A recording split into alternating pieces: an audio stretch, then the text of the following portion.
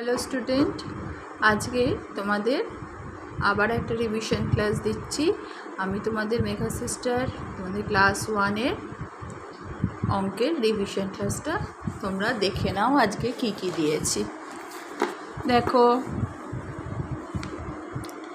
আজকে তোমাদের আমি আবার কটা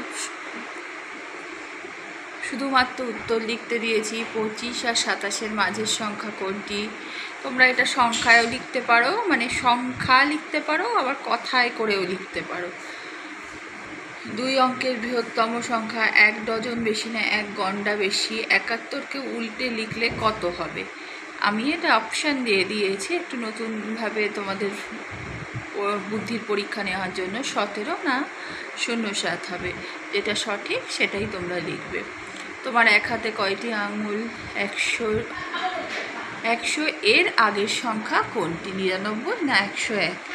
তারপর রাইট ইন ওয়ার্ডসে লিখবে, তারপরে স্থান অনুসারে বিয়োগ করবে।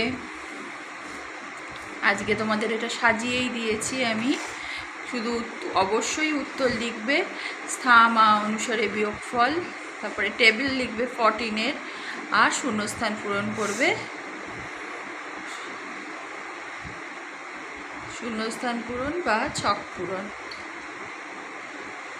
তাহলে প্রশ্নটা তোমাদের সবাইকে আমি একবার দেখিয়ে দিচ্ছি, যাতে তোমরা সহজে স্ক্রিনশট নিয়ে নিতে পারো।